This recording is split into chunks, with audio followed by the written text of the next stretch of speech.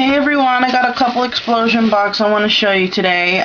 This is what I've been working on. I don't have my full mojo back, but at least it's where I can actually, work with everything in my craft room. So one of them is not completely done, but I have one that I'm going to show you that is completely done. And there's two different explosion boxes that I learned how to make, and so I just named them explosion box number 1 and explosion box number 2. So the first one, you're going to need a 12 by 12 piece of paper, and then an 11 by 3/4 by 11 3/4 piece of paper, and then 11.5 by 11.5. And you're gonna score those at the 4-inch mark all the way around, and you would rotate the paper and score at the 4-inch, and like so. And then for the lid, it's gonna be 7 1/8 by 7 1/8, and you're gonna score that at 1.5 inches all the way around.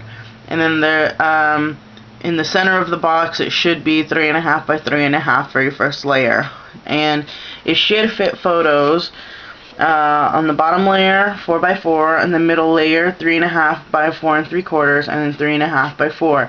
So what I would recommend is making it on just some random piece of paper that you don't necessarily want or need, and make it on there so you practice. And then I would recommend doing your final draft at the end. So that's what I did, and I'll show you what it looks like. So this is what it would look like flat. As you can see, it slowly gets smaller on the edges. You have about a 1/4 inch of a room all the way around for the box. And so this is what I was talking about, the 3.5 by 3.5 center. First layer fits that size of photos, second layer, and then the third layer. So now I'll show you what I did. So I'll put that to the side. So this is the box, explosion box number 1, using these exact measurements.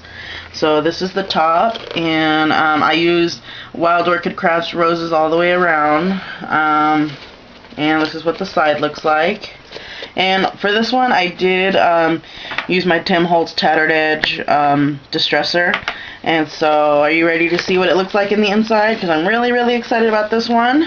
So here it is. It should open like that. Whoop, got a little bit of hot glue here. So this is the middle.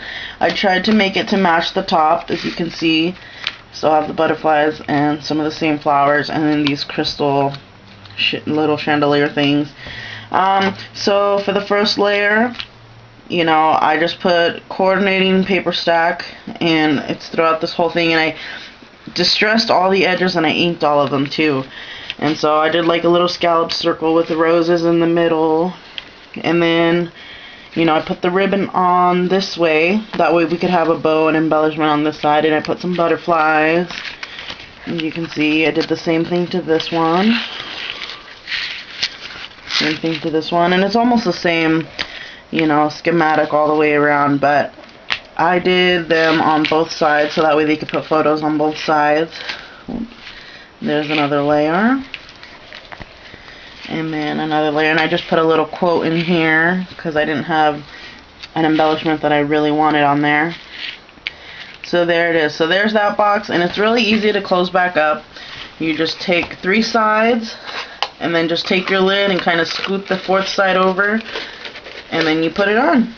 So there's the first box using those measurements, and then this is the first one that I learned, and you could choose to use either one, but this one is a little bit harder because it has different score marks. So this is explosion box number 2. You need a 12 by 12 piece of paper, 11 by 11 piece of paper, and 10 by 10 piece of paper. And so for the 12 by 12, you're going to score at the 4-inch mark, and your photos will be 4 by 4. And for the 11-inch, you'll score at the 3 3/4 mark, and then your photos will be 3.5 by 3 3/4. And then your 10-inch paper will be scored at 3.5, and then your photos will be 3 inches by 3.5. And the lid, I actually like this lid better because it's 8 by 8 and you scored at 2 inches, and it actually holds it together more. And then the center of the box will be 3 by 3. So again, this is going to be the practice box that I did. And as you can see, the layers inside are much smaller than the ones from the last box. So you could see a lot more of the, paper around the edges. And so you have a 3x3 center. It'll fit this size of photos. And like I said, it's always best to practice on, paper that you don't need. And so here's one of the boxes, and it is Christmas themed because I'm starting to work on a lot of my Christmas albums. And so this is what the top of the box looks like. I have a little butterfly and some wild orchid craft roses. And then when you open it, it's really beautiful reds and greens, and I kind of did the same. And I'm going to be doing almost the same theme as I did on the other one with like the little embellishments on the corner, but I did coordinating paper again. And then, but as you can see, it has more, you can see more of the paper at the edge, and then the width right here is the same as the outside layer. So, I hope you guys like these explosion boxes, because they're really fun and really easy to make. You just kind of put pieces of paper down and embellishment however you want. And I didn't use my Cricut on these, but I plan to on another one. So hopefully you guys liked it. Sorry this video is so long. Hopefully I have some more projects for you soon. Well, I hope you guys have a wonderful time crafting. Thank you. Bye.